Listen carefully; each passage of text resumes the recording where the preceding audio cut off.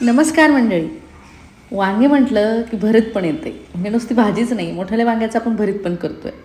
तर ते भरीत अगदी गावरान पद्धतीने जर करायचं म्हटलं तर अगदी परफेक्ट झालं पाहिजे, तशा पद्धतीचं करणार आहोत आपण. आणि खरंच खूप सोपं आहे करायला, झटपट होईल. तर त्यासाठी मी काय केलं आहे, इथे 2 वांगे घेतलेले आहेत. वांगी जी आहेत तुम्ही काळ्या कलरची घेऊ शकता, कुठल्याही कलरची घेऊ शकता, किंवा छोटी जरी असली तरी चालते. मी मोठाली 2 वांगी घेतलेली आहे आणि जाळी ठेवलेली आहे गॅसवरती. गॅस चालू केल्यानंतर आपल्याला जी वांगी आहेत ती काय करायचं, त्या गॅसवरती ठेवायची आहे, म्हणजे भाजण्यासाठी ठेवायची आहे. तर चारही बाजूने भाजता येईल अशी भाजून घ्यायची आहे आपल्याला. तर गॅस फुल करायचा आहे आणि वांगी आपल्याला भाजून घ्यायची आहे. तर इथे आपण गॅस चालू केल्यानंतर गॅसची वांगी जी आहेत एका बाजूने भाजल्यानंतर परत त्याला उलटपालट करून घेतोय, म्हणजे चांगली भाजून घ्यायची. तर दोन्ही बाजूने जर जितकी व्यवस्थित भाजलं जाईल तितकं तुमचं वांग्याचं भरीत आहे ना ते छान होईल.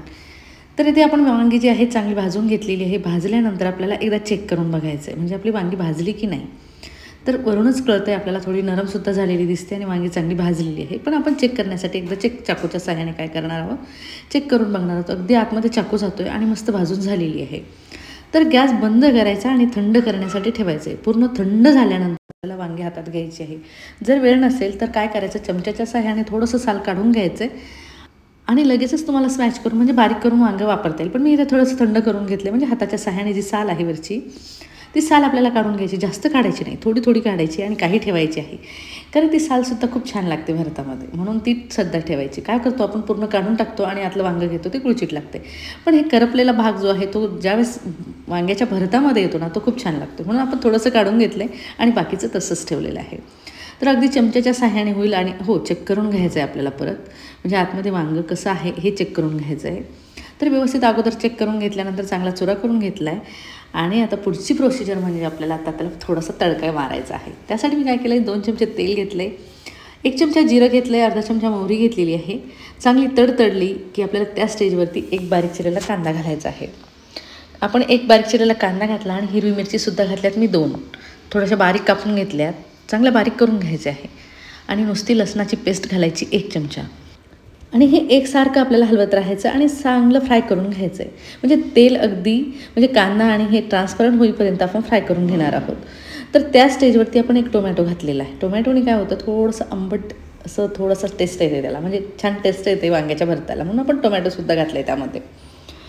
तर चांगला आपला टोमॅटो फ्राय करून झाला आहे, म्हणजे तेलामध्ये टोमॅटोचा रंगसुद्धा उतरलेला आहे. आणि आता या स्टेजवरती आपल्याला काय करायचं आहे, शेंगदाण्याचा जो कूट आहे तो घेतला आहे मी 2 चमचे, म्हणजे चांगला आवडधोड कुटून घ्यायचा आहे. एकदम बारीक करून नाही घ्यायचा आहे, आवडधोड कुटून घेतला की तो चांगला फ्राय करून घ्यायचा आहे.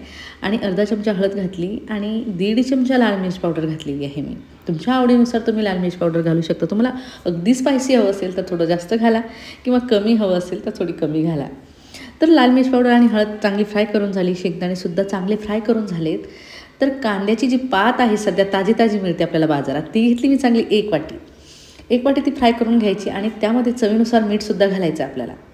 मीठ घातल्यानंतर एकसारखं फ्राय करून झालं आहे. चांगली कांद्याची पात जी आहे चांगली नरम झालेली आहे, म्हणजे स्मूथ झालेली आहे.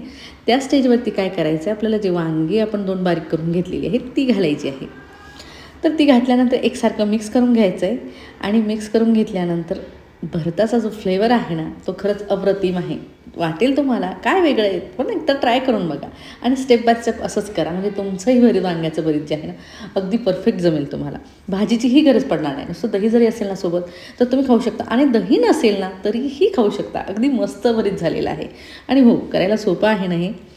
तर आजच वांगे घ्या आणि ट्राय करून बघा. घरात जी वांगी असतील त्या वांग्याचं करा, छोटी वांगी असतील तर त्या वांग्याचं सुद्धा करू शकता, किंवा ही वांगी असेल किंवा नसेल, जी आणायची ती आणा, पण करून बघा आजच. तर अगदी सोपं वांग्याचं भरीत, चटपटीत मस्त लागेल तुम्हाला आणि परत झटपट होणार आहे. रंगसुद्धा खूप छान आला आहे वांग्याच्या भरताला. आणि ज्वारीची भाकरी जर असेल ना तर वांग्याचं भरीत अगदी मस्त लागतं आहे. नसेल तुमच्याकडे तर बिना तेलाचं, म्हणजे फुलके टाका तुम्ही, फुलक्यासोबत जर खाल ना तर खरंच खूप छान लागेल. मी म्हणते तशा पद्धतीने ट्राय करा. मस्त कोथिंबीर घातला आहे वरतून, आणि कोथिंबीर भरपूर घातला आहे. आणि कोथिंबीर घातल्यानंतर एकसारखं मिक्स करून घ्यायचं आहे. आणि मिक्स करून घेतल्यानंतर आपलं वांग्याचं जे भरीत तयार झालं आहे ना ते खरंच खूप मस्त झालेलं आहे. मी तरी आता मस्त गरमागरम पोळ्या टाकणार आहे आणि वांग्याचं भरीत एन्जॉय करणार आहे. तर अगदी सोपं आणि झटपट होणारं वांग्याचं भरीत आहे. आजच ट्राय करा, म्हणजे तुम्हाला जर भाजीचा डब्यातसुद्धा द्यायला खूप छान वाटेल, म्हणजे छान लागेल ते. तर आजच ट्राय करा. तुम्हाला जरी माझी वांग्याच्या भरताची रेसिपी आवडली असेल आणि तुम्ही माझ्या चॅनलवर नवीन असाल तर माझ्या चॅनलला सबस्क्राईब, लाईक, शेअर, कमेंट करायला विसरू नका. तर चला भेटूया अशा सोप्या सोप्या आणि झटपट होणाऱ्या रेसिपीसोबत. तोपर्यंत बाय.